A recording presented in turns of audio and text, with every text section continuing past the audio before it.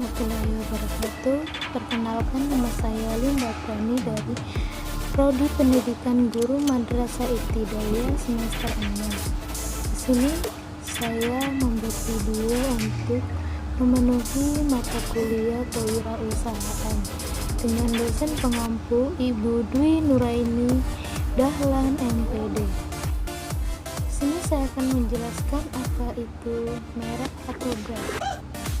Merek atau brand adalah suatu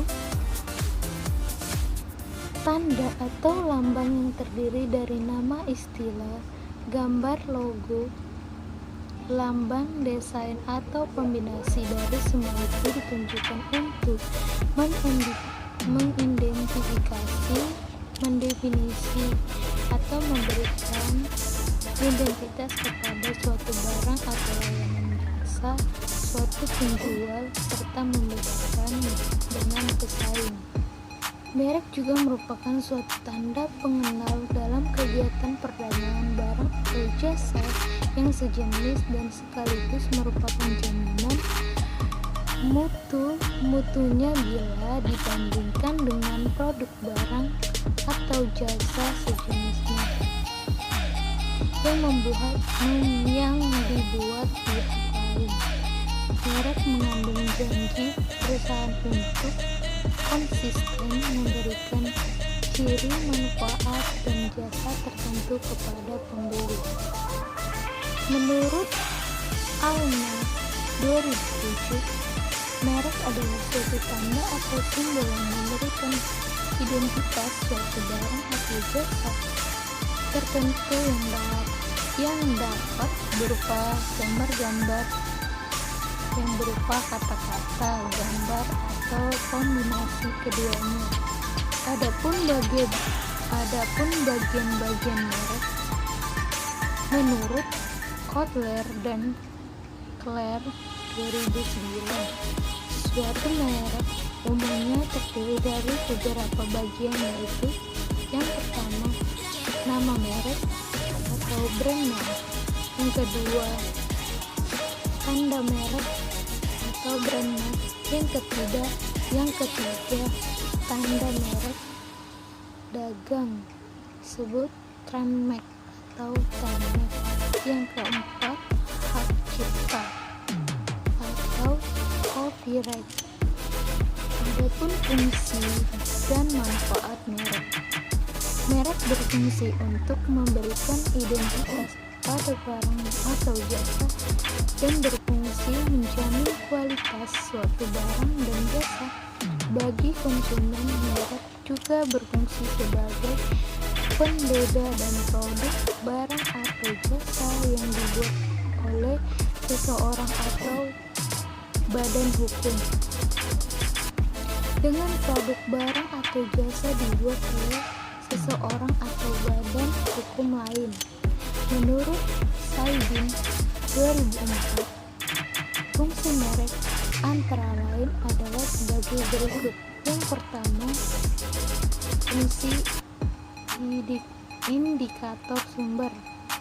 Merek berfungsi untuk menunjukkan bahwa suatu produk bersumber secara sah pada suatu unit usaha, dan karenanya juga berfungsi untuk memberikan indikasi bahwa produk itu dibuat secara profesional. Yang kedua, fungsi indikator kualitas. Merek berfungsi sebagai jaminan kualitas khususnya dalam kaitan dengan produk-produk bergensi. Yang ketiga, fungsi sugestif. Merek memberikan kesan akan menjadi kolektor produk tersebut. Menurut Digitona tahun 2005, manfaat merek adalah sebagai berikut. Yang pertama, saran identifikasi untuk mempermudah proses penanganan atau pelacakan produk bagi perusahaan, terutama dalam pengorganisasian, sediaan, dan pencatatan akuntansi. Yang kedua, Bentuk proteksi hukum terhadap fitur atau aspek produk yang unik. Merek bisa diproteksi melalui merek dagang terdaftar. Yang ketiga, sumber keunggulannya kompetitif, terutama melalui perlindungan hukum, loyalitas pelangganan, dan citra unik untuk terbentuk dalam bentuk konsumen dalam benak konsumen. Jenis merek yang pertama, merek dagang, merek jasa,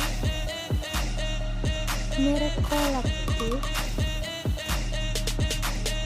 merek lukisan, merek kata, merek huruf atau angka, merek nama, dan merek kombinasi. Dan adapun menurut Harahap tahun 1996, berdasarkan tingkatnya merek dibagi menjadi 3 tingkatan. Yang pertama, merek biasa, yang kedua merek terkenal, yang ketiga merek termasyhur.